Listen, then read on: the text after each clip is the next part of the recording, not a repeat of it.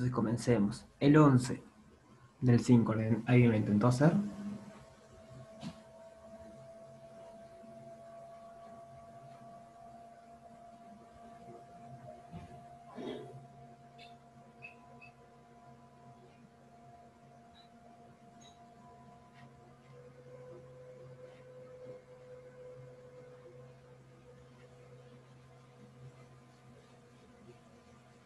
Si el ejercicio 11, este que está aquí, alguien lo intentó hacer.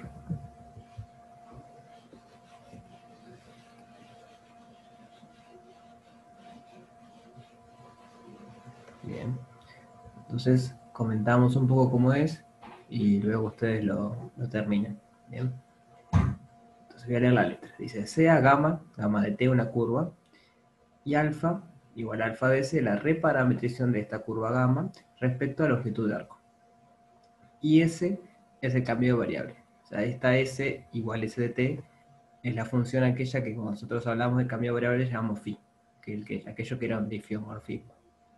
Acá le llamo S, pero es esa función. Es la que hace que cuando componemos con alfa, obtenemos que está parametrizada por longitud de arco. Entonces la parte A dice, pruebe que la derivada del versor tangente es igual a la curvatura por ese puntito quiere decir la derivada de S respecto al tiempo, podríamos llamarle S'. Entonces la curvatura por S' por el versor normal. Entonces, ¿se acuerdan cómo se define el versor tangente cuando la curva está parametrizada por longitud de arco?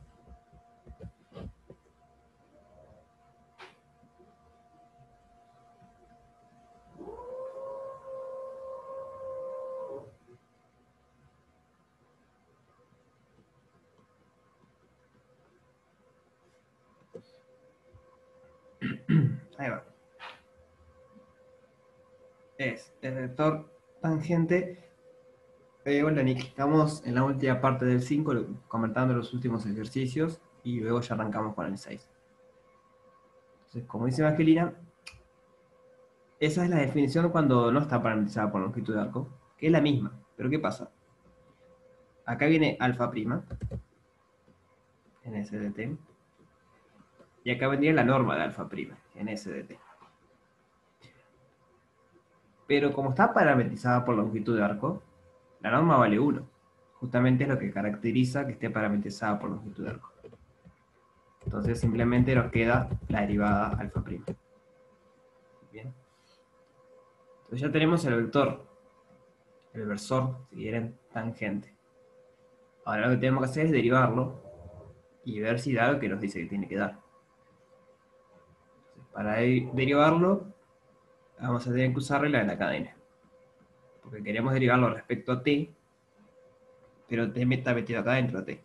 T no es el parámetro directo del versor tangente, sino que está como más adentro. Entonces, ¿cómo nos queda esto?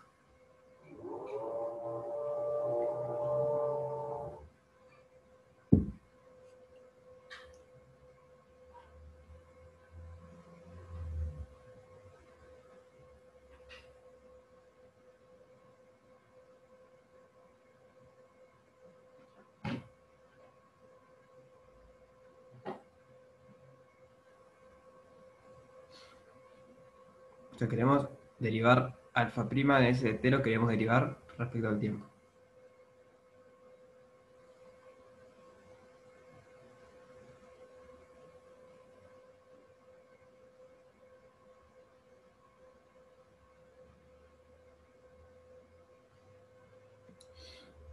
O sea, aplicando regla de cadena nos queda la derivada segunda de alfa, evaluada en S de t, por la derivada de S.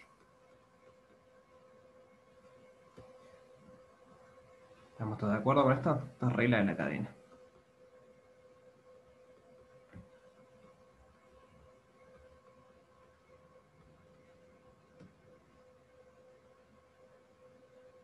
¿Sí? ¿Les convence?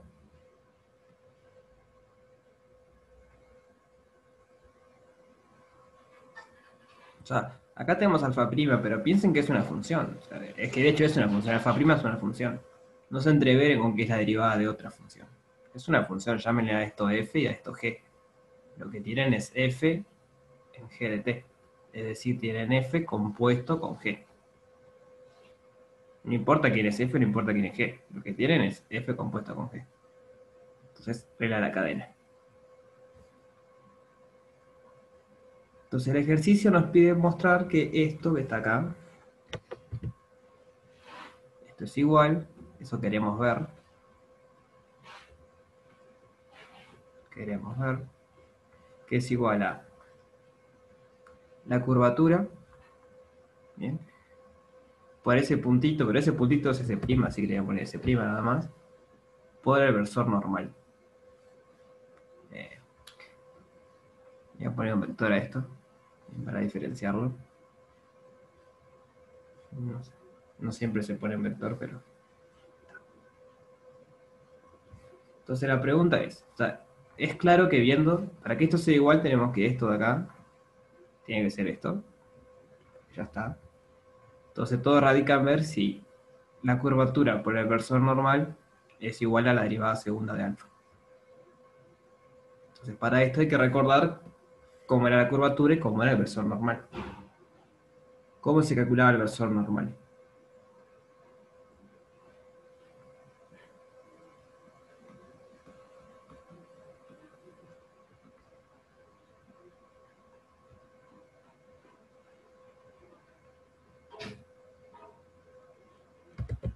Recuerden que siempre estamos parametrizados por longitud de arco.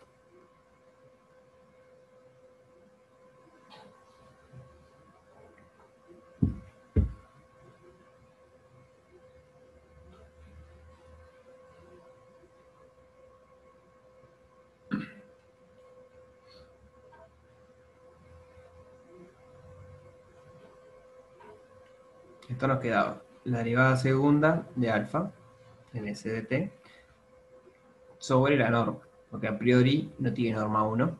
Entonces, como queremos un versor, lo dividimos entre la norma. ¿Sí? ¿Se acuerdan que quedaba así? La derivada segunda sobre su norma. Y después hay que ver cómo quedaba la curvatura. Cuando la curva está parametrizada por longitud de arco nuevamente.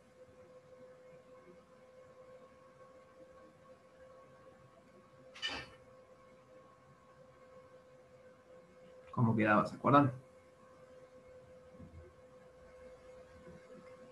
Bueno, no, la derivada segunda no, pero está cerca. Es la norma de la derivada segunda. O sea, la curvatura es un número, y la derivada segunda es un vector. Entonces, a priori ahí no podría ser, pero es la norma, sí, de la derivada segunda.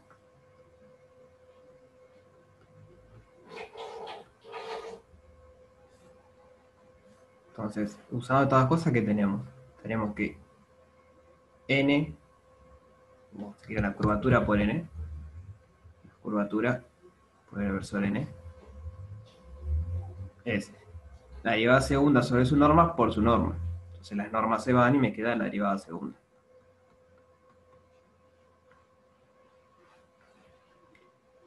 Que es justamente lo que tengo acá.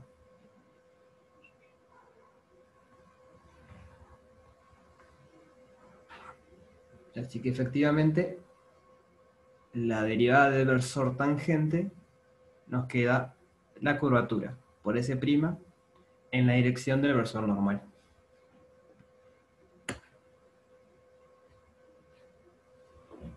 ¿Sí? ¿Se entendió cómo sería?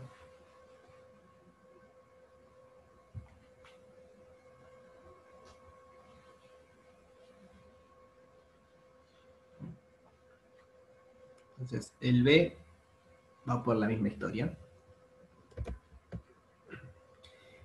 El B les pide calcular la derivada segunda de gamma. Entonces vamos a dejarlo planteado y ustedes hacen las cuentas.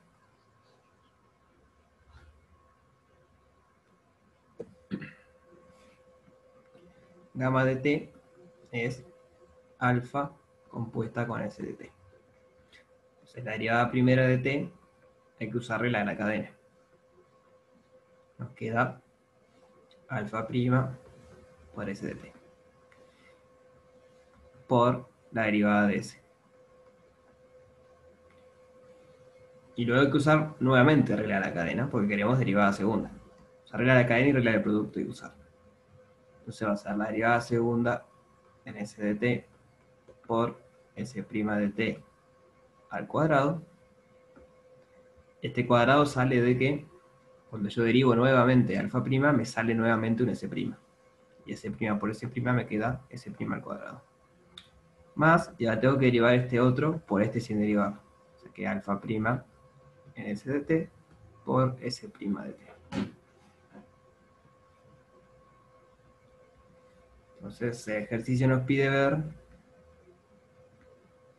queremos ver que esto es igual a, ¿cómo era? Era la curvatura por ese puntito cuadrado en la dirección de n más ese puntito en la dirección de t. Creo que era eso lo que quería mostrar. No, me faltó un... Acá me faltó un derivado. En este caso un cuadrado. Entonces, bueno, a partir de esta expresión, tienen que ver qué es eso. Que tangente aparece por acá, que la curvatura aparece por acá, que el versor normal aparece por ahí. Y chequear que realmente pasa eso. ¿Sí se entiende la idea?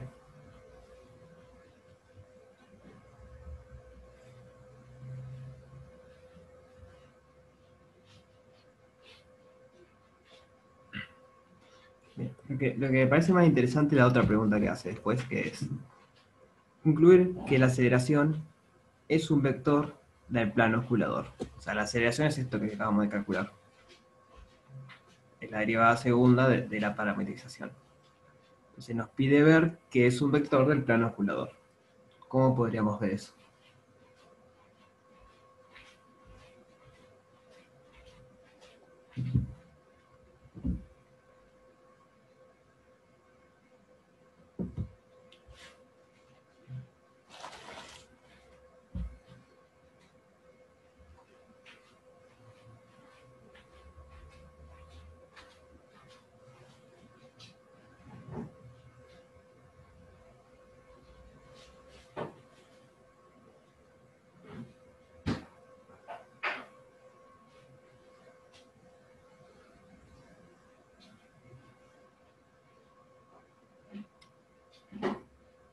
¿Se entiende la pregunta?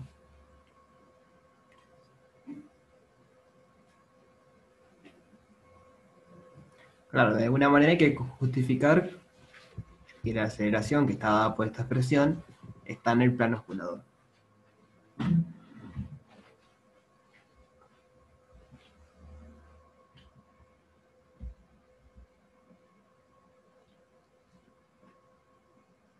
Empecemos por el principio. ¿Quién es el plano osculador?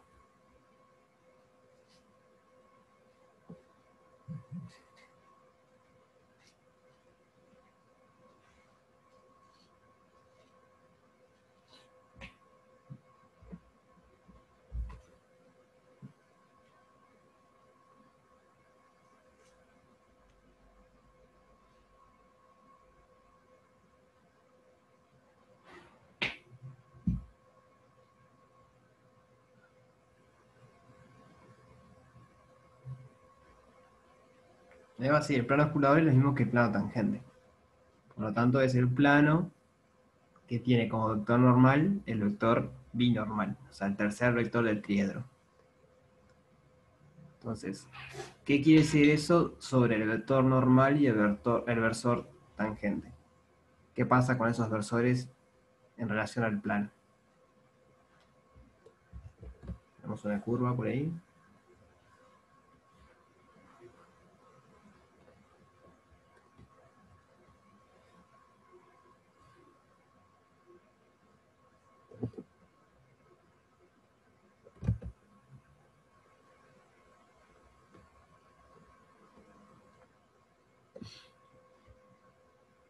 El plano osculador está por acá. Hacemos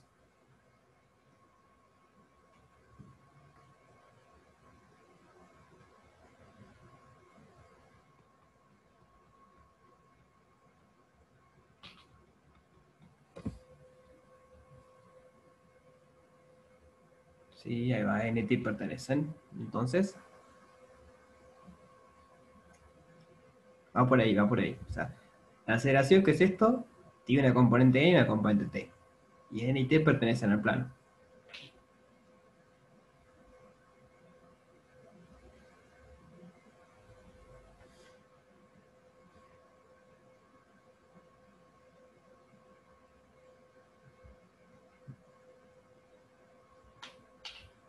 Entonces, lo que habría que decir es que si n y t pertenecen al plano, una combinación lineal de n y t también pertenece al plano.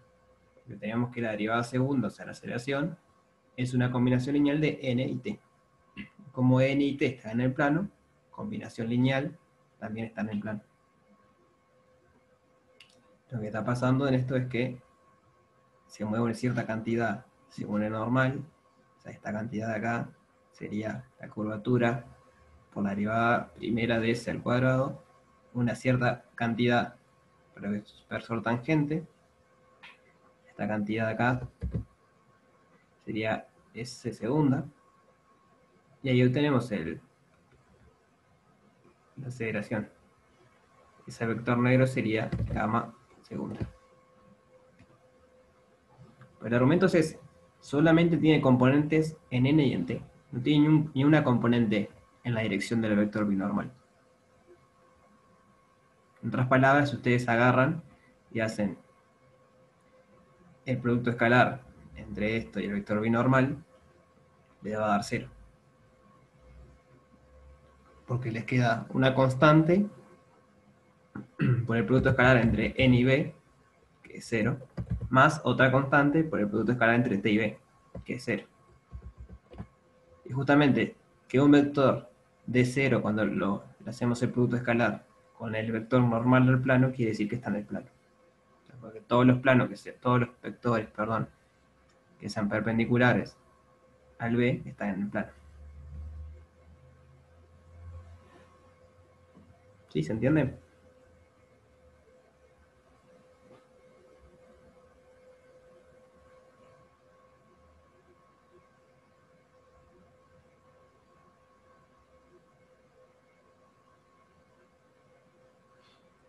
Entonces sí, el argumento simplemente es decir, bueno, la aceleración tiene una parte normal, una parte tangencial. Sabemos que tanto el versor tangente como el versor normal están en el plano. Luego, combinación lineal de ellos también está en el plano. Listo. El argumento es simplemente ese. Entonces, le faltaría chequear esta igualdad nada más, ver que realmente es eso, y el 11 estaría pronto.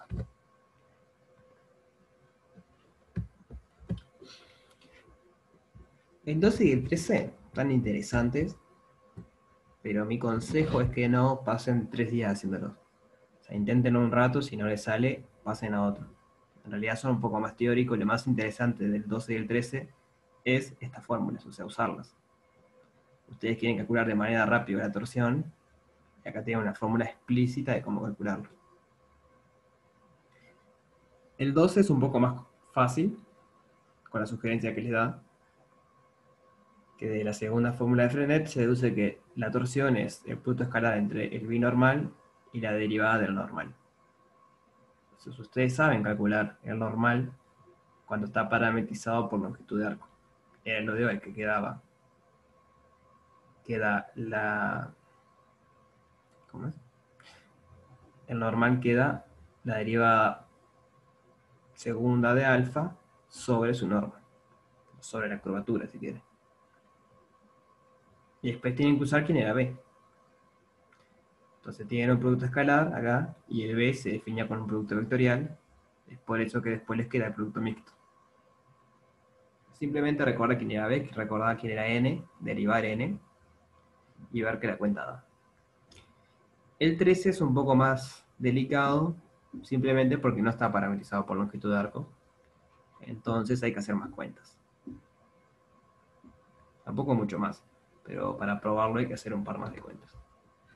Pero de vuelta, intenten no hacerlo si tienen tiempo. Si no les salen, no se compliquen la vida. Lo que sí está bueno es recordar las fórmulas. O bueno, si pueden llevar hojas, anotar las fórmulas. Bien. ¿Dudas del 12 o el 13?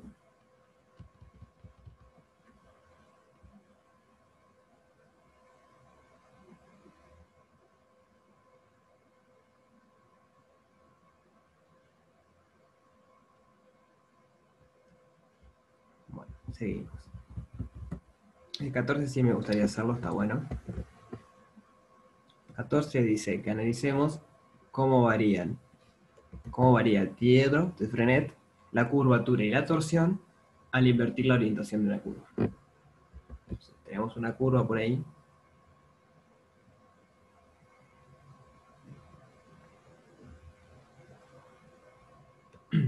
Vamos a suponer que está orientada para allá.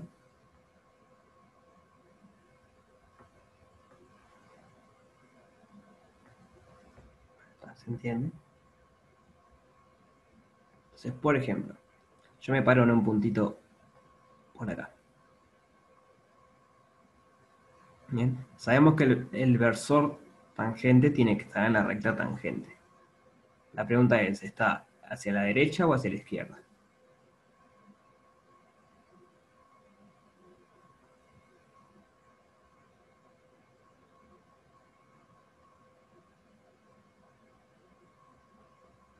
Hacia la derecha, ahí va. Hacia la derecha porque recuerden que el versor tangente es la velocidad. Entonces, si la partícula se está moviendo hacia la derecha, la velocidad tiene que ir hacia la derecha. Claro, depende de la orientación, pero yo acá marqué la orientación.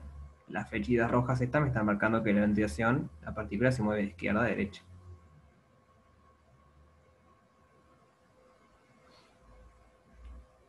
Entonces el vector tangencial me queda así. Luego el vector normal sabemos que está en la dirección normal. Lo que voy a hacer en perspectiva es que la dirección normal va a ser por ahí. La pregunta es, ¿está para arriba o para abajo?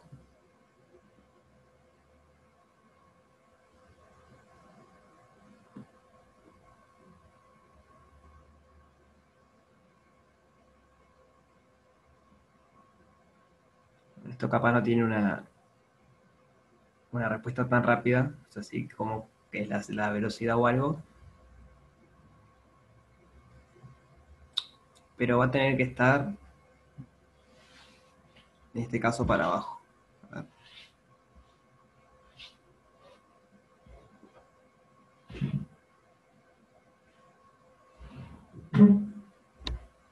Creo que está para abajo.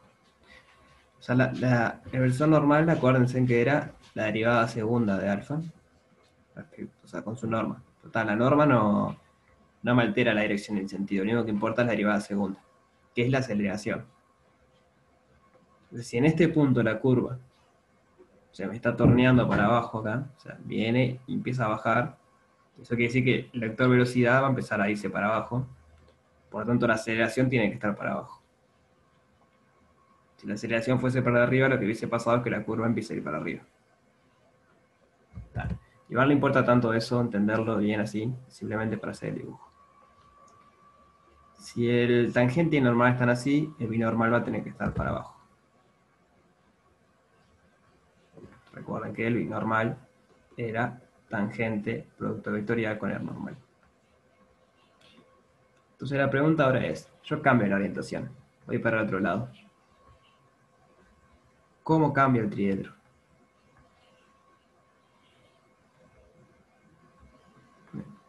Voy a dibujar acá abajo, pero la idea es que está en el mismo punto.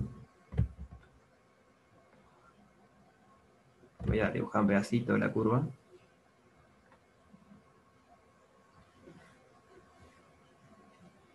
Entonces, por ejemplo, el tangente, ¿qué pasa con el tangente? ¿Queda igual o cambia? Esto venía así.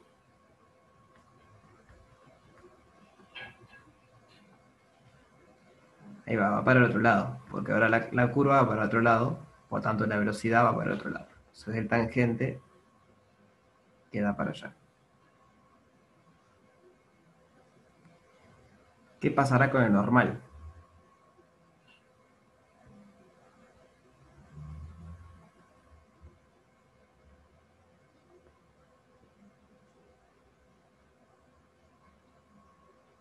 El normal queda para abajo de vuelta.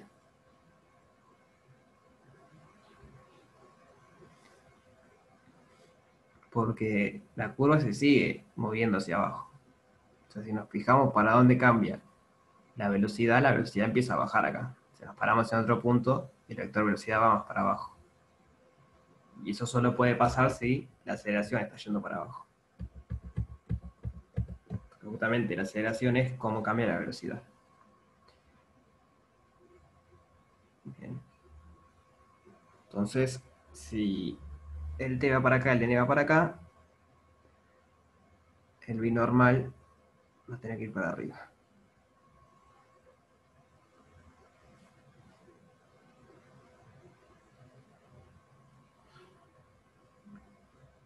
Bien, o sea que nos quedó que solamente el único que se mantiene igual es el normal. Los otros dos cambian.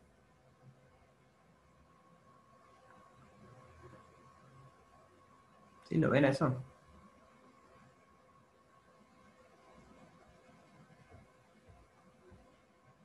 Llegamos a que el tangente es igual, o sea, el tangente rojo es igual al menos tangente azul. El normal rojo es igual a menos normal azul. Y el binormal, no, perdón, justamente el normal queda igual. Normal queda igual. El binormal rojo es igual a menos el binormal azul. Entonces, eso es lo que le pasa al triedro cuando cambiamos la orientación.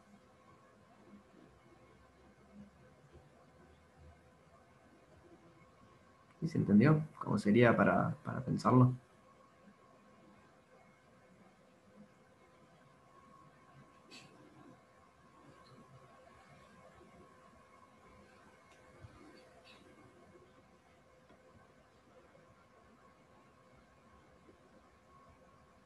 Entonces, así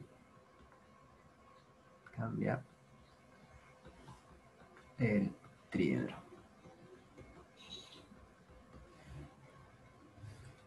Pero bueno, el ejercicio no terminaba ahí. Les dejo para ustedes las otras partes, que son ver cómo cambia la curvatura,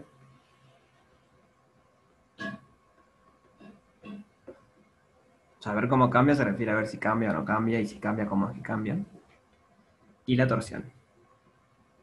Entonces, ahora que tienen cómo cambian el triedro, pueden ver cómo cambia la curvatura y la torsión. La torsión.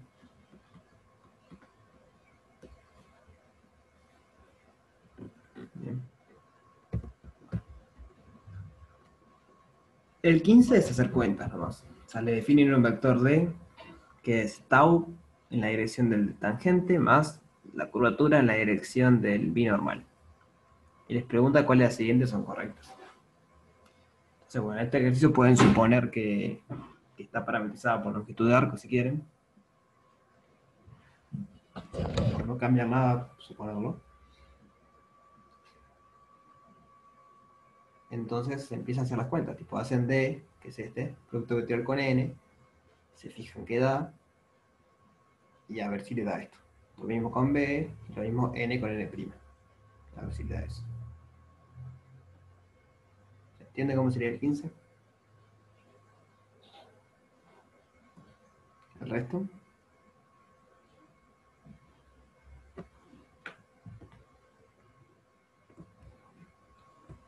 Bien. Bueno, el 16 sí te son más hacer cuentas y ver cosas. Si tienen tiempo y pueden, lo hacen. Si no lo entienden, me preguntan. O sea, me envían un mail o preguntan en el EVA. Pero bueno, me gustaría pasar al práctico 6, que de eso no hemos visto nada todavía. Si el 5 es largo, largo, largo. Pero bueno. O sea, esto se entiende, ¿no? Creo que está bastante, se entiende bastante bien la letra, me parece. Están buenos, pero digo, bueno, son como ejercicios un poco más complicados y específicos, y no es tanto sobre la teoría como los anteriores. Así que bueno. ¿Alguna duda sobre el práctico 5?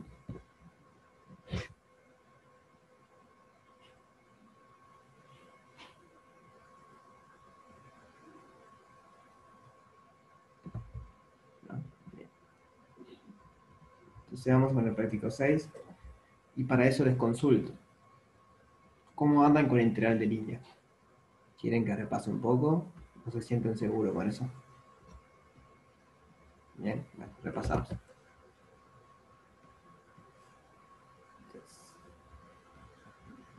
integrales de línea. Definición.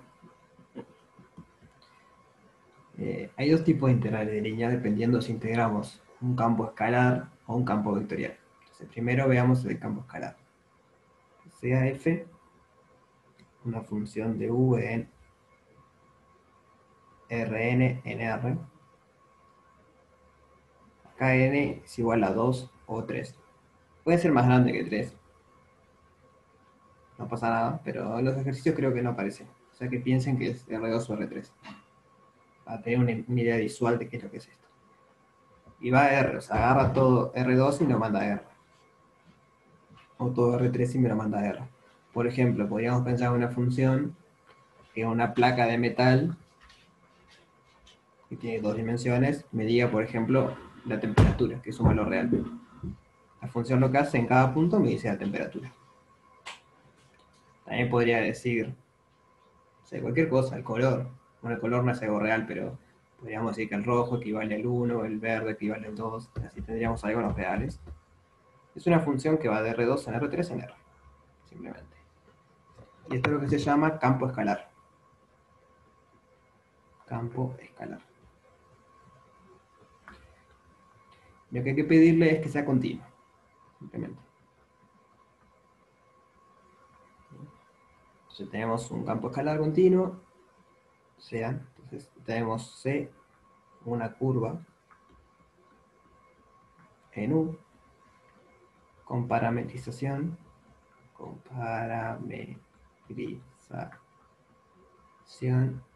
alfa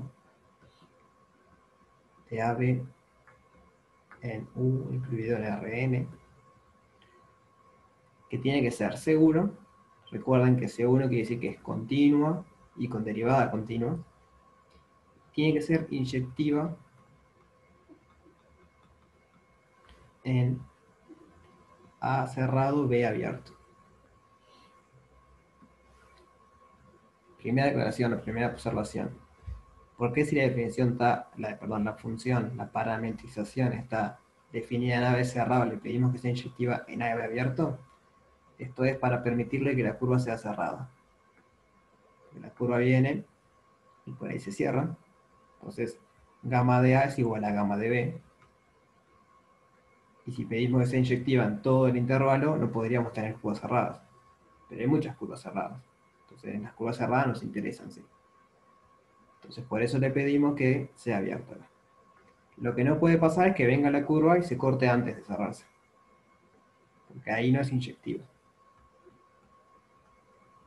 Entonces, eso no puede pasar.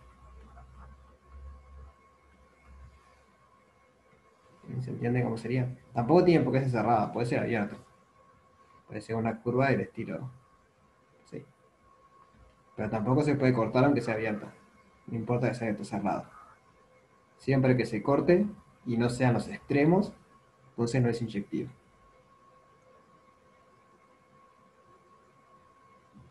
¿Me van siguiendo?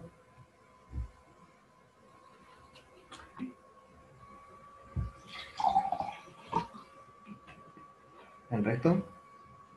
¿Viene bien hasta ahora?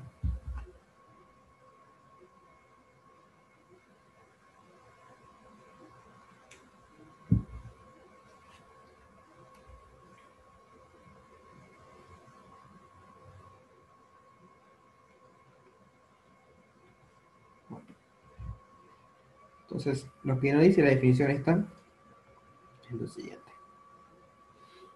Tenemos una cantidad, que es la integral en la curva C de la función f, y le ponemos un simbolito este de alfa. De alfa hace referencia a que estamos integrando en la curva C, pero según lo que dice la parametrización alfa. Bien, pues ya sabemos que una misma curva puede tener muchas parametrizaciones. Entonces el de alfa este es una manera de acordarnos que estamos integrando en la curva C siguiendo esta parametrización. Este es un símbolo que reduce todo eso. Simplemente quiere decir eso. Integramos f a lo largo de C según la parametrización alfa. ¿Y cómo se calcula? Bueno, se calcula como la integral entre a y b de f evaluada en alfa de t por la norma de alfa prima de t de t. Y esto es lo que se llama la integral de línea de f a lo largo de la curva c. Esto de acá.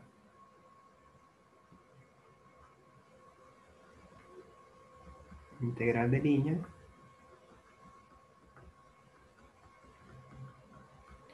de f, o sea, del campo escalar f, a lo largo. Bueno, no importa la parametrización, después vamos a ver eso. Entonces, a lo largo de la curva c nada más. A lo largo de la curva c.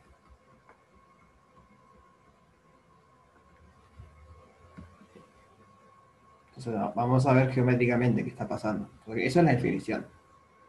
Ustedes quieren calcular eso, esto que está acá, bueno, este simbolito, no sé si lo conocen, quiere decir definición. Se define como eso. Entonces, ¿qué está pasando? Para poder dibujarlo vamos a suponer n igual 2.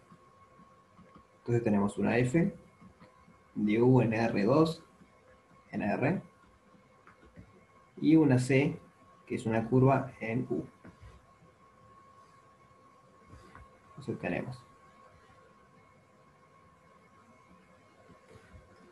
Vamos a dibujar los ejes. Primero que nada tenemos acá un u.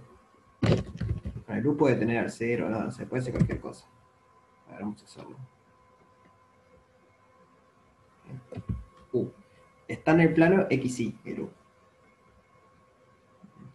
Y el z sería simplemente donde va el gráfico de XY, o sea, de f. Tenemos el u. Entonces, este u lo que hace es, cuando le aplicamos f, nos da cierta cosa. No sé bien qué es lo que da, pero da algo ahí. Como una sábana que digamos. Entonces, de cálculo 2, si quieren, lo que sabemos es que la integral doble de u de f, lo que me da es el volumen encerrado entre el piso y el techo este. ¿De eso se acuerdan?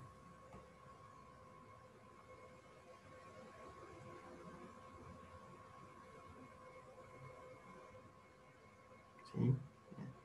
Entonces ahora lo que queremos no es integrar en todo u, sino que ahora tenemos una curva acá adentro, que es una curva especial, digo, porque no se puede cortar, tiene que ser C1, o sea, no puede tener picos.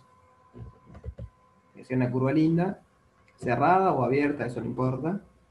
Y esta curva lo que hace es que acá se mapea en algo. Acá viene y es algo acá arriba. Viene por atrás, por ejemplo, no sé. Ahí es algo. Entonces queremos integrar f, pero no todo en u, sino simplemente en esta curva. Y eso es lo que estamos haciendo cuando hacemos la integral de línea. Este sería el c. Integramos u, perdón, integramos f, pero solo en esta curva, no todo en u. Entonces, eso es lo que estamos haciendo. ¿Se entiende eso?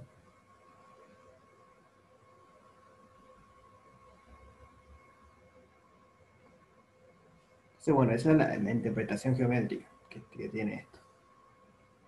Voy a borrar porque no va.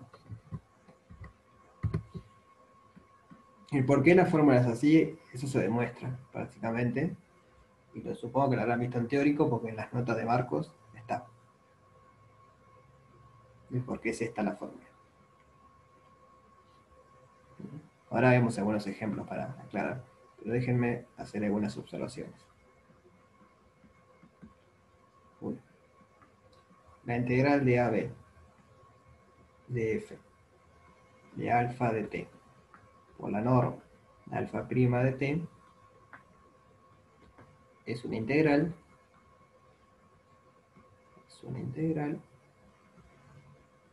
tipo cálculo 1. Con tipo me refiero a que es una integral de una variable, solo hay t. Acá aparecen funciones que solo dependen de t, hay una variable y te damos en t. O sea que es una integral del tipo cálculo 1.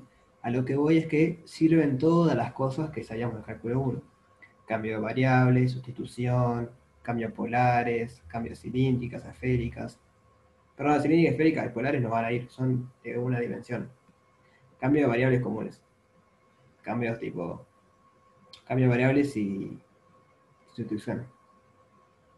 ¿Se acuerdan de esos métodos para integrar? Polar y eso no va a ir porque eso es en R2, en R3, y esto es en R1. Entonces, esa es la primera observación, ten en cuenta eso. Entonces valen los métodos de ese curso. De ese curso. Ahí va. Segunda observación. Si f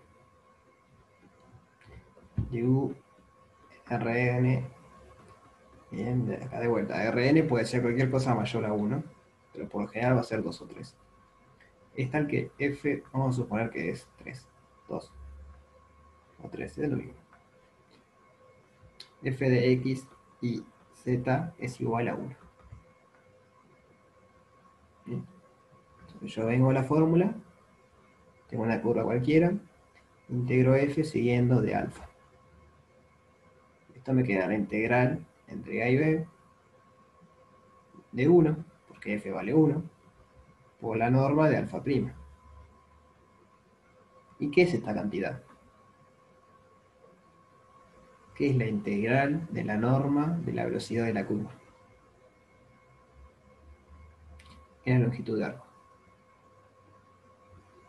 Esto es la longitud de arco de la curva C. O sea que en cierto sentido ya veníamos trabajando con integrales de línea, solo que no le llamábamos así, porque eran las integrales de línea cuando el f valía 1. Entonces son integrales muy parecidas, simplemente que acá van a aparecer cosas distintas de 1 ahora. Van a aparecer funciones que dependen de t, en vez de un 1. Pero son integrales muy parecidas. O sea, parecidas en el sentido de que son integrales así de cálculo 1, y como las que veníamos resolviendo. Entonces, vamos a ver unas propiedades. No sé, ¿qué quieren ver primero? ¿Ejemplos o propiedades? ¿Cómo vienen? ¿Vienen entendiendo más o menos? ¿O prefieren ver un ejemplo?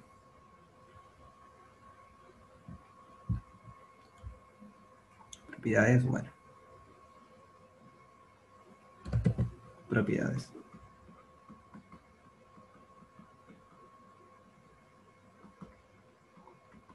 Bueno, es lineal. Eso quiere decir que si A pertenece a los reales y f y g son funciones de u en R, n en R, entonces la integral en C de AF más G de alfa va a ser A por la integral en la curva de f de alfa más la integral en la curva de g de alfa. O sea, como las integrales normales, digamos. La misma linealidad que las integrales normales. 2, esta no sé si tiene un nombre, pero es muy útil. Y la idea es la siguiente. Si C es C1 unión C2. Hago un dibujito para explicar qué quiero decir. C, no se puede acortar. C es algo así. Entonces, no sabemos parametrizar eso de una, pero sabemos, por ejemplo, por un lado parametrizar esto. Entonces esto sería C1. Y por otro lado, capaz que sabemos parametrizar esto. Entonces eso sería C2. Entonces la propiedad nos dice que la integral en C de f de alfa va a ser igual a la integral en C1 de f de alfa 1, ahora digo quién es alfa 1, más la integral en C2 de f de alfa 2. Donde alfa 1 y alfa 2 son las parametrizaciones de estos dos. Acá tenemos un alfa 1 y acá tenemos un alfa 2. O sea que por ahí si no sabemos o no podemos parametrizar una curva de una, lo hacemos de 2. Y no solo eso, sino que vieron que le pedíamos que fuera C1. Entonces, por ejemplo, una curva que tiene un vértice no es C1, porque ahí la derivada explota. Pero lo arreglamos fácil, porque separamos en dos. Tenemos esta curva, tenemos esta curva. Entonces podemos usar los que se llaman funciones C1 a trozos. Aunque no sea C1 realmente C1, si tiene unos poquitos ángulos, bueno, poquitos o muchos, pero digo finitos ángulos, los podemos ir separando en trocitos que sí son C1, y ahí toda la teoría funciona. ¿Sí? ¿Dudas hasta acá?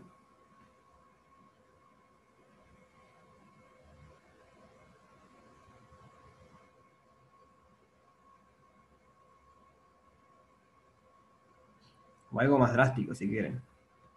Algo así, que a priori no se podría integrar, porque se autocorta. Bueno, pero podríamos hacer este pedacito, después hacemos este pedacito, y después hacemos este pedacito. Entonces, aunque a priori las curvas no se podían cortar, si las separamos, si tenemos una curva que se corta, capaz la podemos separar en 3 o 4 que no se cortan. Ahí integramos cada una y después sumamos. Entonces, en realidad la teoría es bastante amplia, porque al final sí puede tener ángulos y sí se puede cortar. Simplemente hay que hacer un poco más de cuentas, pero igual funciona. Hoy la última, que es una de las más importantes creo, es la siguiente. Si beta es una reparametrización, reparametrización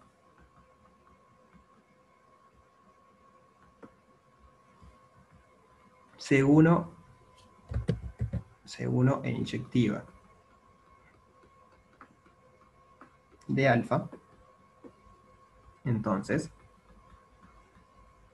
la integral en C de f de alfa es igual a la integral en C de f de beta.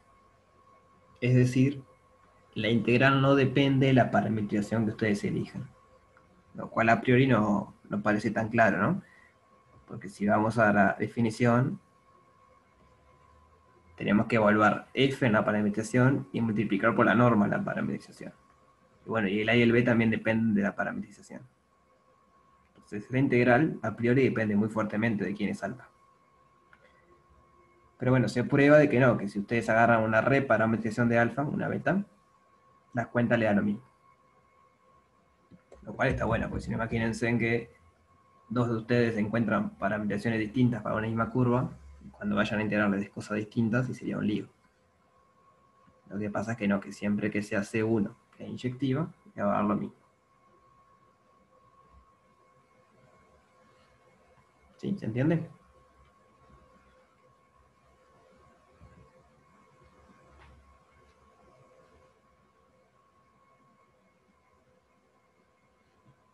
¿Dudas sobre alguna de las propiedades?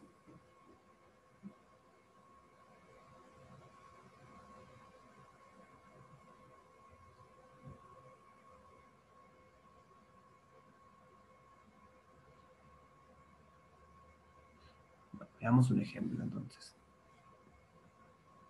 Ejemplo. F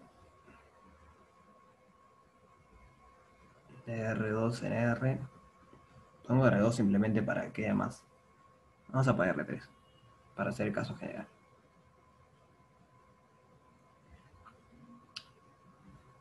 Y acá puedo poner cualquier función que quiera yo. O sea, la función, mientras sea continua, ya está. F de x y z igual x al cuadrado más y al cuadrado más z al cuadrado, por ejemplo. Es una función que toma tres variables y envuelve una. Ahora necesito una curva. Entonces, o doy la curva o doy la parametrización. Podemos dar la parametrización, por ejemplo. Alfa de 0 a 4pi en R3, que lo que hace es alfa de t, es coseno de t, seno de t, t. Era la hélice que habíamos trabajado alguna vez. Teníamos acá los ejes.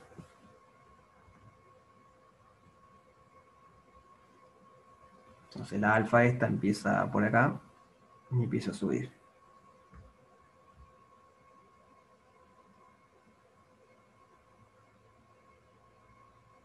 Bueno, le echo 2 vueltas nomás. Cuando llega por acá ya está. Esta es mi alfa. Voy a...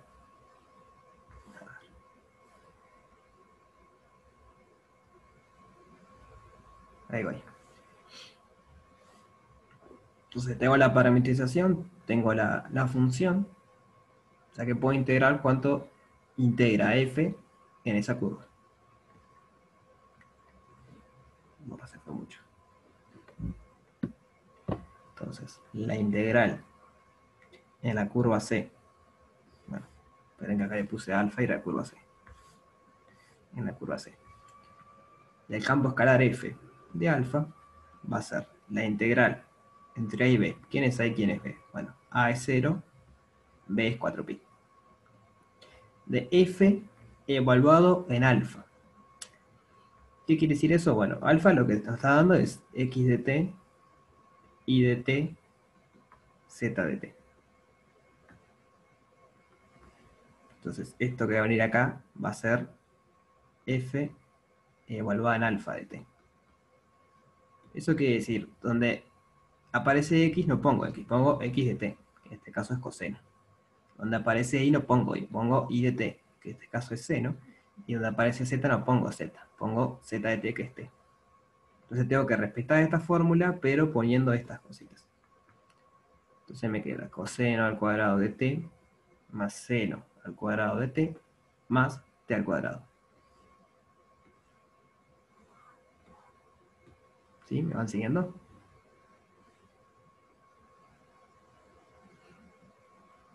Bien. Y ahora tengo que multiplicar por la norma de alfa, de la derivada. Entonces déjenme derivar antes. Vamos a derivar esto. Alfa prima de t es menos seno de t, coseno de t, 1. Entonces lo que viene acá va a ser la norma de la derivada. Y eso va a ser la raíz de seno al cuadrado de t más coseno al cuadrado de t más 1. O sea, 1 al cuadrado que es 1. Y todo esto de t. Entonces al principio esto parece súper feo, pero se puede simplificar bastante, ¿no? Porque esto vale 1, esto vale 1. Entonces nos está quedando la integral entre 0 y 4pi de t cuadrado de t.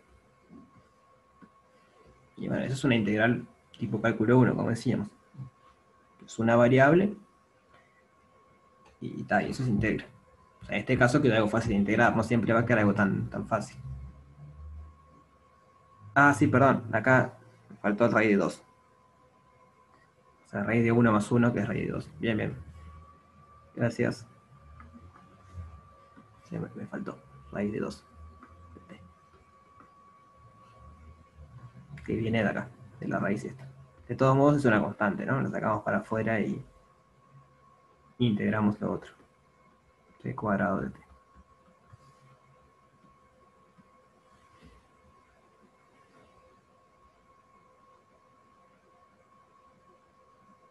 ¿Sí? ¿Se entiende cómo sería?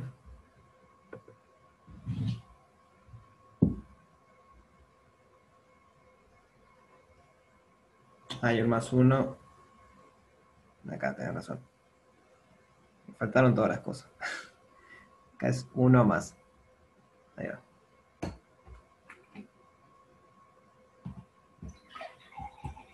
Todos los cosenos al cuadrado más seno al cuadrado los hice 0 en vez de 1.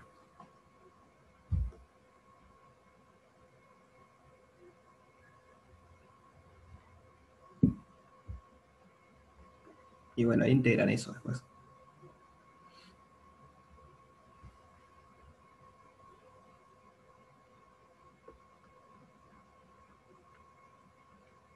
¿Dudas sobre el ejemplo?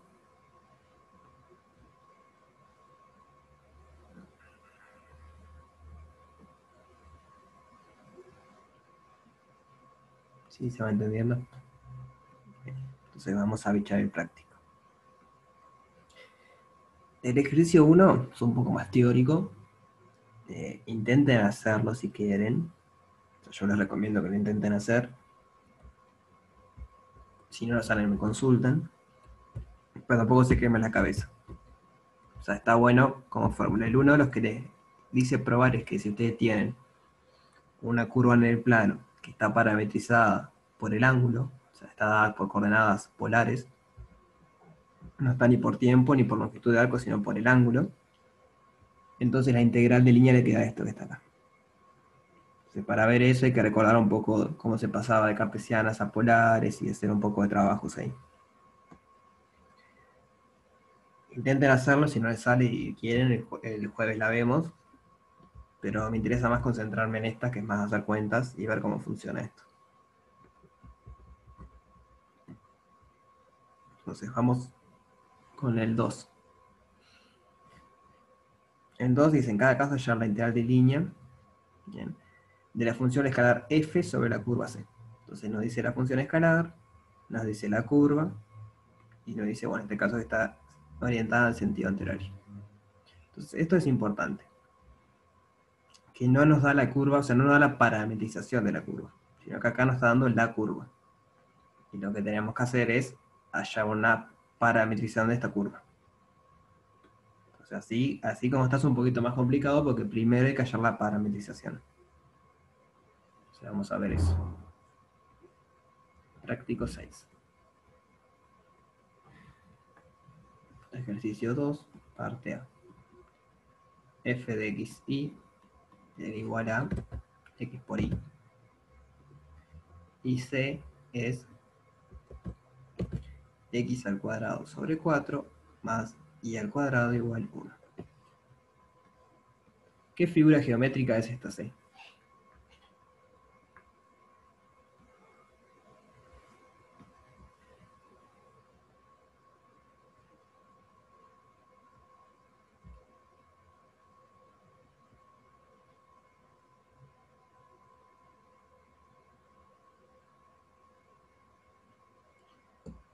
Bueno, no, es una elipse, ¿no? Tiene dos variables nada más.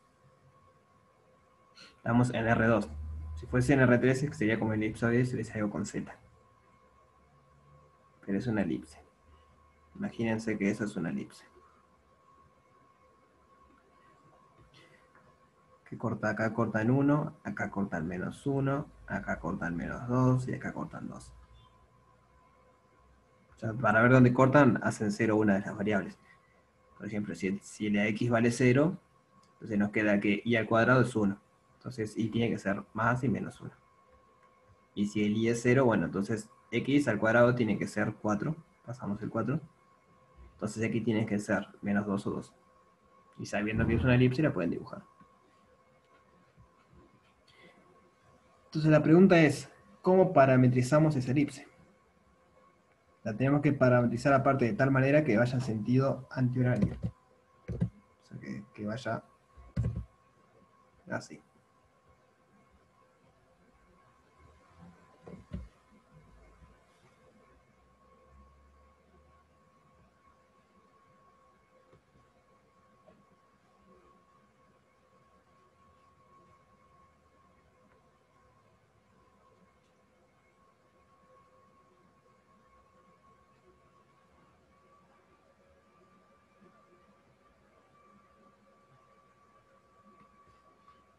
¿Cómo podremos hacer eso?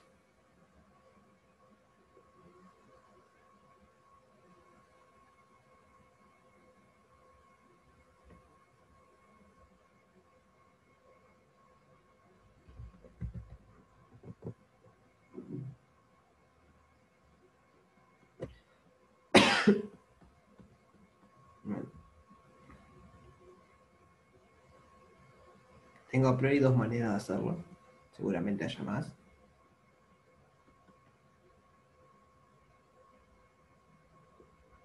Uno. Lo que podemos hacer es dejar una variable libre, x o y, la que nos guste más, y despejar la otra en función de esa. Esa es una manera. ¿Entienden la idea?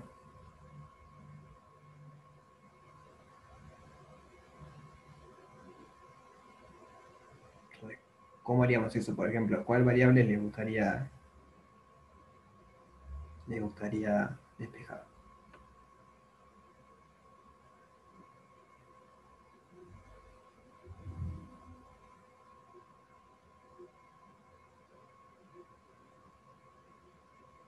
X, bien.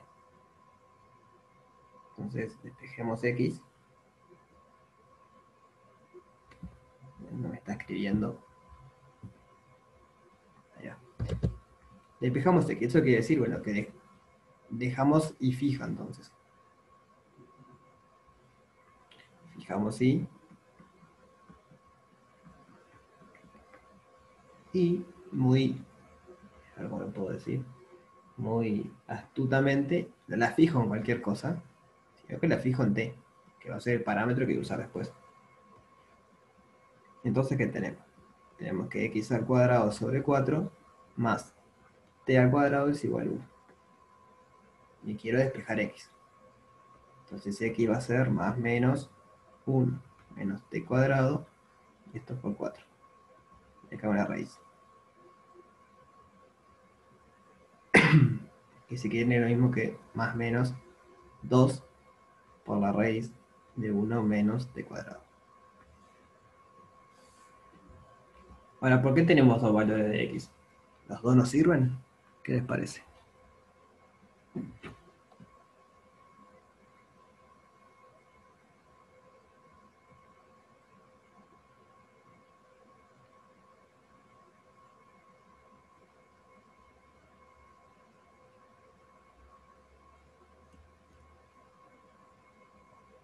O sea, ¿qué estamos haciendo nosotros? A ver, ahí hablo ahí.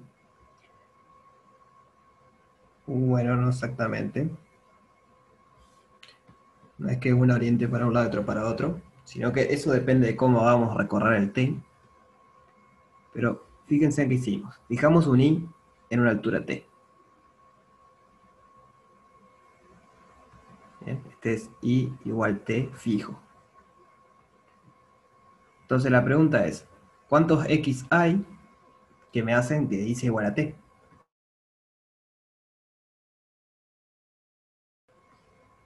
Tenemos este x de acá y tenemos este x de acá. En particular, este es mayor a 0 y este es menor a 0. Por eso tenemos un más menos. La positiva es esta acá, es este x acá, y el negativo es este de acá. ¿Se entiende eso?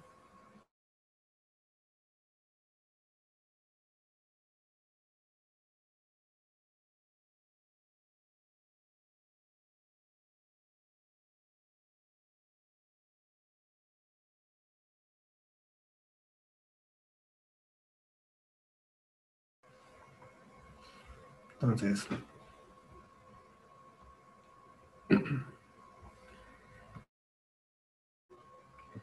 lo que habría que hacer es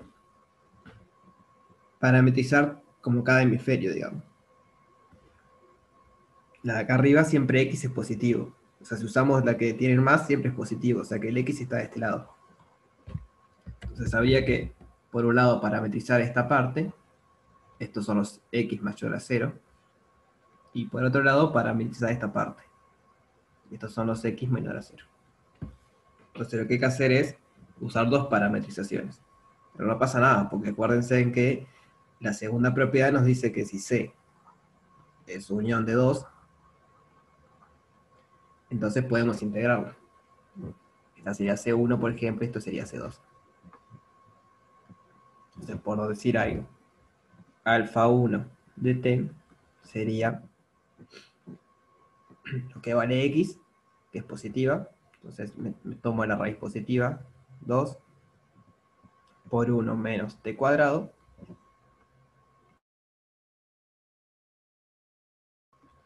Y el t está libre, el i está libre. El i es igual a t fijo. O sea, el t va variando ahora, pero para cada t tiene un x distinto. Entonces, esta me parametriza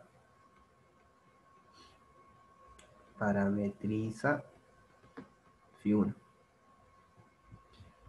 Y después tendríamos alfa 2, que me parametriza la otra. Y acá hay que usar la parte negativa. Menos 2 por la raíz de 1 menos t cuadrado, t. Y esto parametriza phi 2.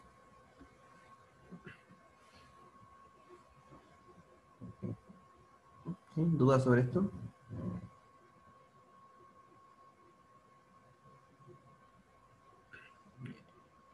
La otra manera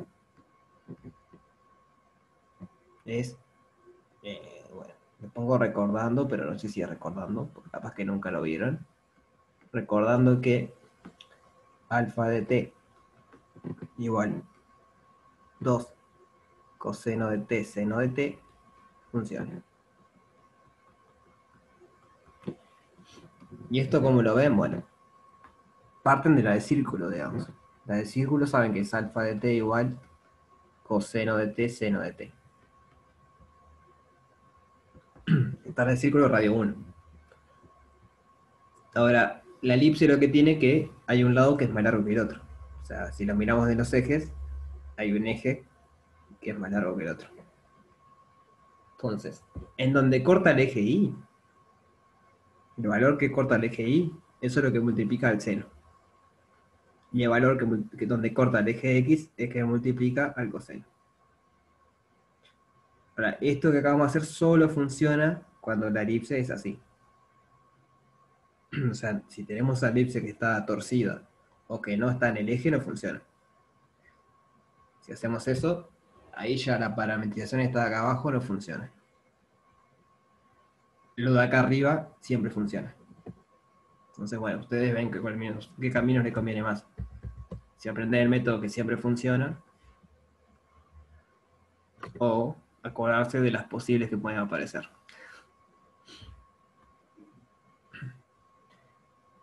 Entonces, en ambos casos nos falta todavía decir el t de dónde a dónde va.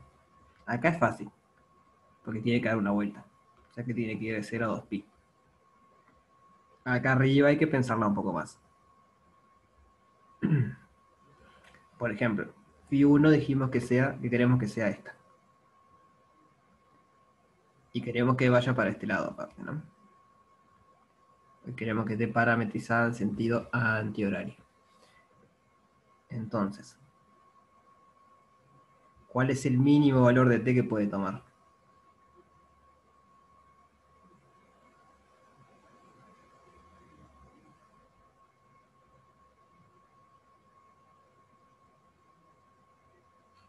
Dice que el mínimo valor de t tenía que corresponder a ese punto que es 0 menos 1. Estamos usando alfa 1 para esa parte gris. Entonces, ¿cuál es el mínimo valor de t que puede tomar?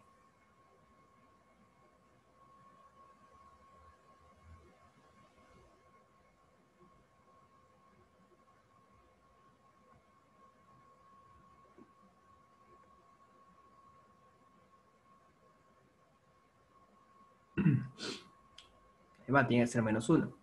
¿Qué pasa cuando ponemos alfa de 1 en menos 1? Bueno, acá nos queda menos 1 ya. Y acá nos queda 1 menos menos 1 al cuadrado. Menos 1 al cuadrado es 1. 1 menos 1 es 0. Nos queda 0 menos 1. Entonces, t a priori va de menos 1 y hay que ver hasta qué va. Entonces, bueno, queremos que venga hasta acá arriba. Este punto es 0, 1. Entonces, por el mismo argumento, t tiene que ir hasta el 1. Porque cuando ponemos 1 nos queda 1 acá y acá me queda 1 menos 1 al cuadrado. Es 1 menos 1, también me queda 0. Entonces, si t va entre menos 1 y 1, esta parametrización me recorre esta parte gris. Hasta ahí.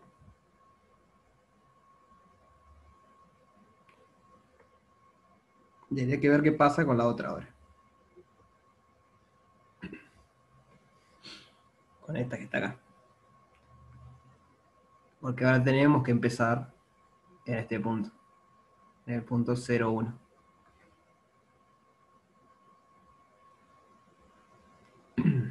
Entonces, el t acá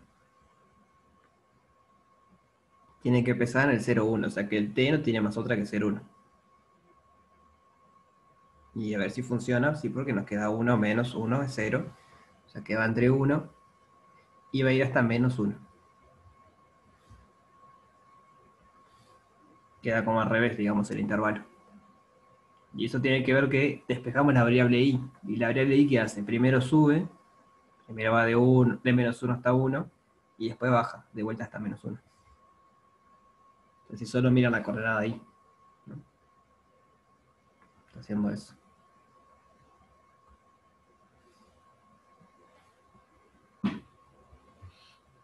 ¿Sí? ¿Dudas sobre esto?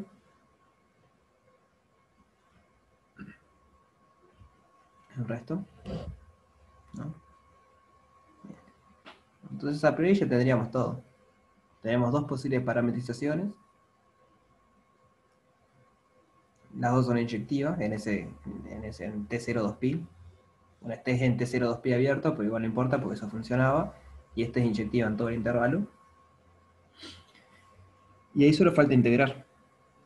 O sea, tenemos todos los ingredientes. Ahora faltaría hacer la integral en la curva C de f. Acá depende de cuál usemos, pero de alfa.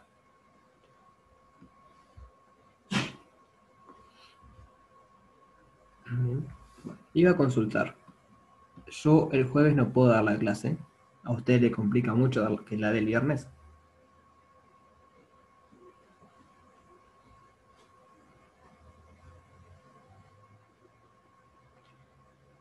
Puede ser a la misma hora o en la tarde, y si no, a cualquier hora. Puede ser más tarde también en la tarde.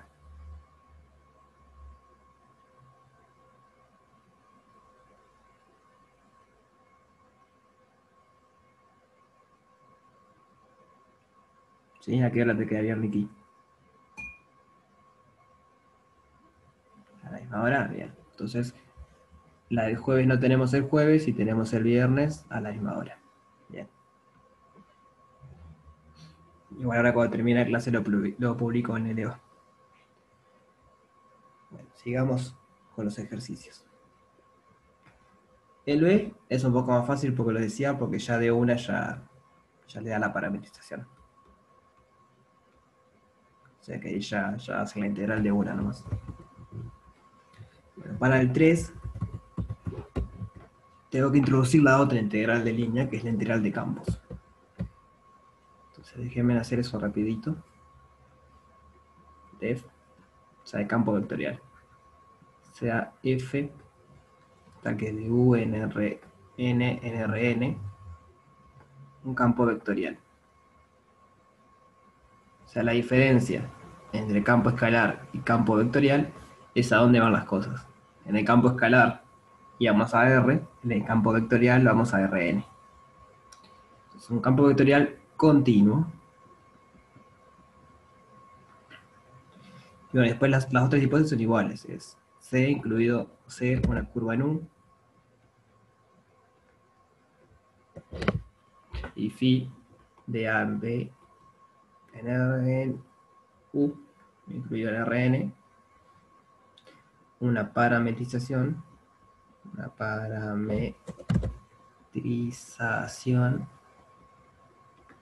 C1 e inyectiva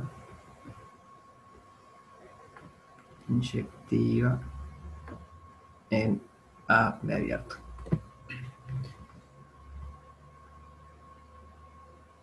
Sí, las integrales quedaron para hacer. O sea, si no le salen, igual la viernes las fichamos.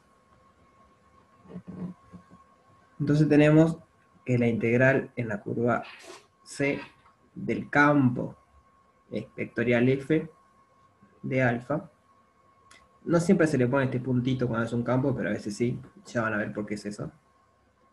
Eso tiene que ver por cómo se integra. Entonces la integral entre A y B del producto escalar entre f evaluado en alfa de t, esto es un vector porque es un campo, va a Rn, con la derivada de alfa. Que son dos vectores, el producto escalar me da algo que no es una función que solo depende de t, y esto de t.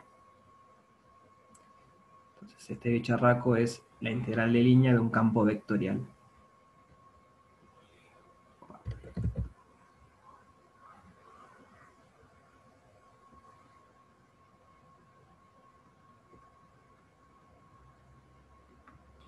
integral de línea de un campo vectorial.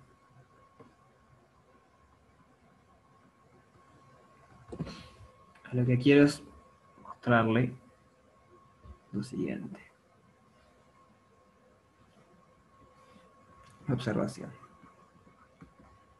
Vamos a suponer que n es igual a 2, pero esto es igual siempre. Entonces, si n es igual a 2, tenemos que f de xy tiene dos componentes. Una primera componente y una segunda componente. Eso es porque es un campo vectorial. Luego alfa de t es x de t y de t. Entonces, f evaluado en alfa de t, esto es f1. Pero en vez de en x, pongo x de t. X de t y de t. f2 de x de t y de t. Y alfa prima de t va a ser x prima de t y prima de t. Entonces, el coso el campo evaluado en la curva, producto escalar con la velocidad de la curva, va a ser f1 x de t y de t por x' de t, o sea que es el primero por el primero, más, sigo acá abajo, f2 x de t y de t y prima de t. Entonces, la integral, la curva de f de alfa va a ser la integral entre a y b de f1. Dejen ponerle x y nada más, pero recordemos que es x de t y de t. X' más f2 de xy y prima de t. Esto es lo que dice la fórmula. Ahora déjeme tratar a este de t como si fuera un número o algo y hacer una distributiva acá. Y nos quedaría la integral de AB de f', perdón, en xy, f1 de xy, de x' de t, más f2 de xy y prima de t. Bien, no se compliquen con las cuentas, simplemente les quiero mostrar lo siguiente. Esto, el x de t, es lo que generalmente se pone de x, y el y de t, lo que generalmente se pone de y. Si hubiese algo con tercera coordenada acá, f3 de xy, por z' de t, el z' de t sería el de z. Les cuento esto por lo siguiente. Casi siempre los ejercicios aparecen como la integral de algo de x más algo de y más algo de z. Ejemplo, ejercicio 3. Voy a ponerle zoom. Es la integral de una curva de algo de x menos algo de y. Entonces, cuando le aparecen algo así de x de y, de x de y de z, ustedes se tienen que dar cuenta automáticamente que están integrando un campo. Y ya no es, o sea, un campo vectorial. Y ya no es un campo escalar. Bien. Simplemente se dice todo ese cuentito para mostrar qué quiere decir ese de x y ese de y. Entonces tienen dos maneras de hacerlo. La manera fácil es recordar quién es de x. De x es x' de t. Entonces escriben x' de t. Como la x' sale de la parametrización.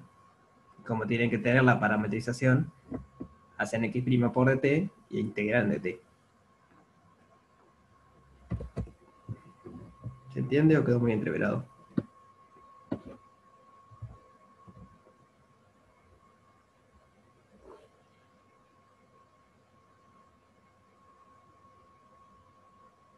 ¿Sí? Entonces en el 3 tienen varias curvas. Vamos a ver el 3 y cortamos por ahí. el 3 les pide, bueno, tiene dos integrales, pero les pide calcularla en diferentes curvas. Vamos a ver quiénes son esas curvas.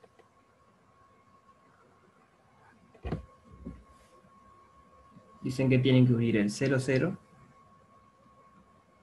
con el 2, 1. 2, 1. Entonces, más o menos por ahí.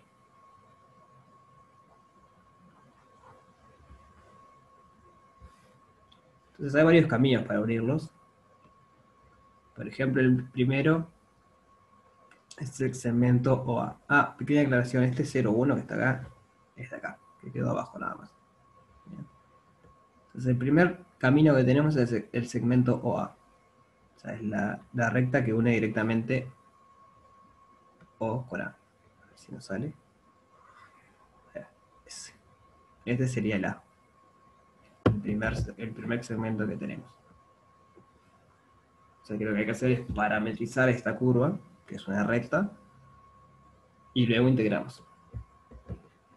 El otro es la quebrada OBA, que eso es ir de O hasta B y de B hasta A, donde B es el punto 2, 0. O sea que B es el punto este que está acá abajo, y lo que tenemos que hacer entonces es ir de O a B, de B a A. O sea que este otro sería el B. Entonces acá lo que hay que hacer es parametrizar en dos, porque acá hay un ángulo, o sea que acá no es inyectiva. Entonces lo que hacemos es parametrizamos esta parte y después parametrizamos esa otra. Bien. El que sigue es el quebrada OCA, donde C es 0,1. Entonces C es este punto de acá arriba. Y ahora es el otro lado de este rectángulo. Bien. Este es el C.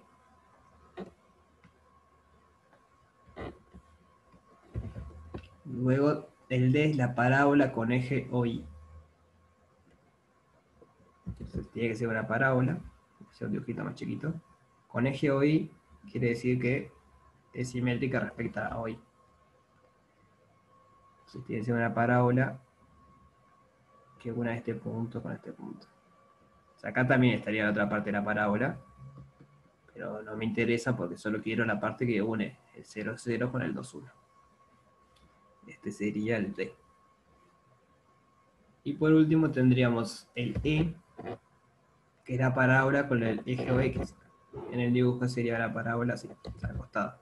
O sea que sería una parábola que viene acá arriba, pasa por ahí y de vuelta. Tiene una parte igual por abajo, pero no me interesa porque no está en el cuadrante este. Y este sería el E. Entonces la idea es parametrizar cada una de estas curvas y calcular las integrales que le dice ahí. Calcular tanto esta como esta. ¿Sí se entiende lo que hay que hacer?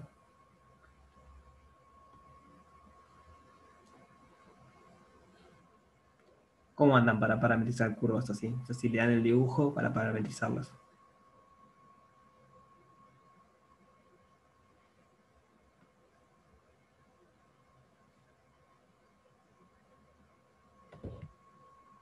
Por ejemplo, vamos a empezar por la A, que es la fácil. ¿Cómo parametrizarían una recta que va del 0, 0 al 2, 1?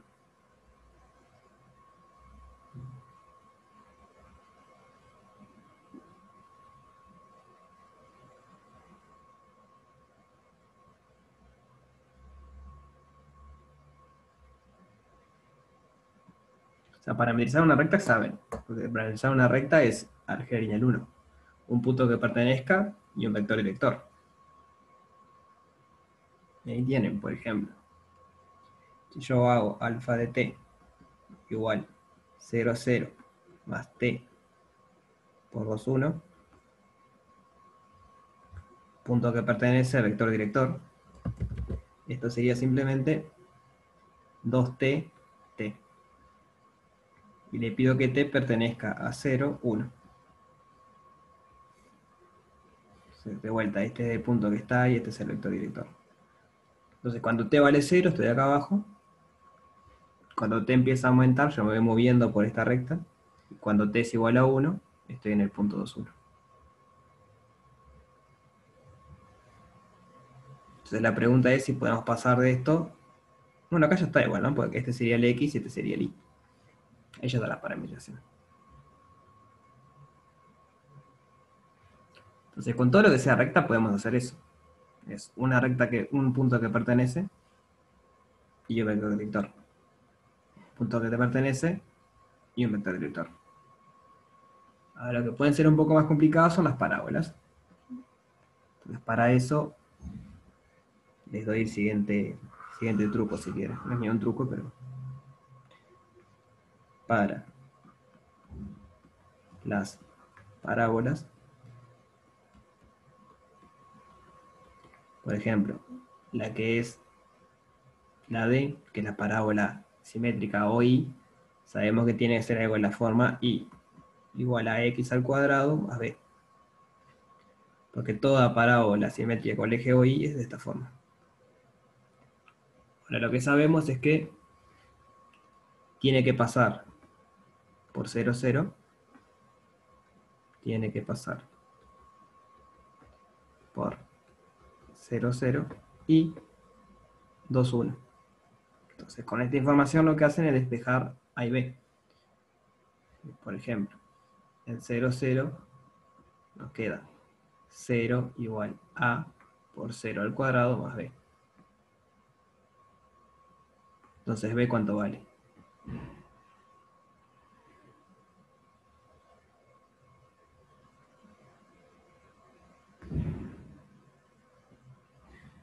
Vale 0.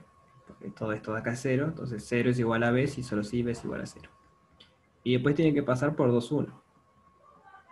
Entonces i es igual, perdón, 1 es igual a por 2. Ya ni siquiera pongo b porque el b ya sabemos que vale 0.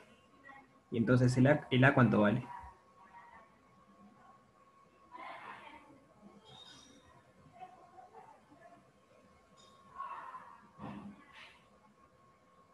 ¿4? No, pero el punto era 2, 1. O no, capaz que no. 2, 1.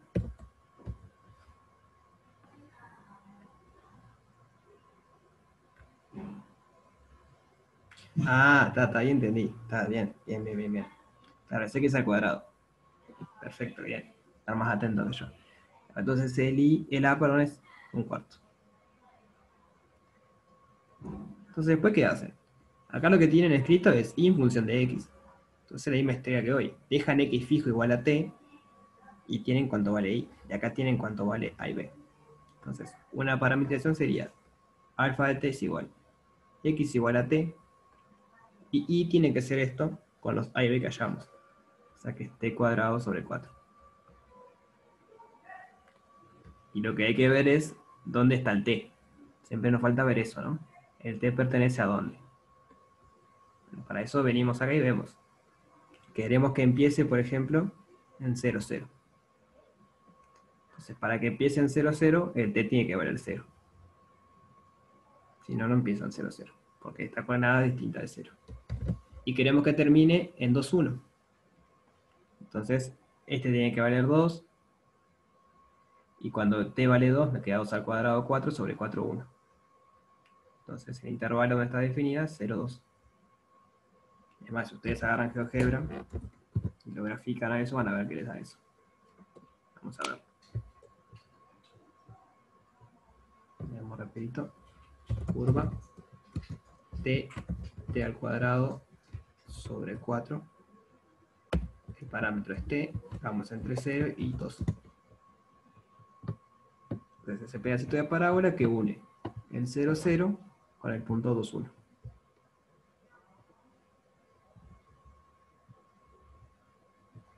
Y ya podemos ver el otro también. El otro nos quedó, ¿cómo era el de la recta? Ya me olvidé. 2, 1 por t. La curva.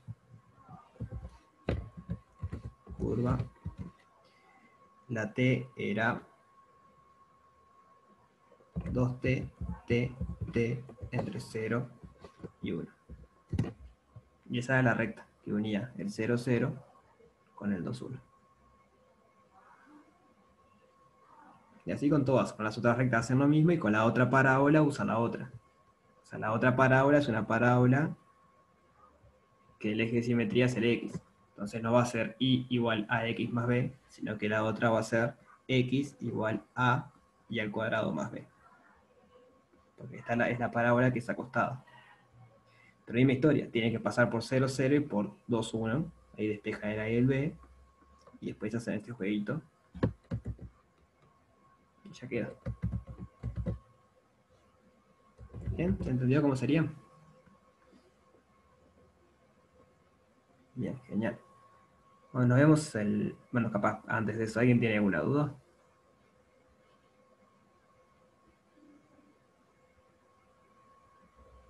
Quedamos 4 nomás, no sé si... No, 3 alumnos y yo. No sé si estuvo brava la clase o es muy cerca de los parciales.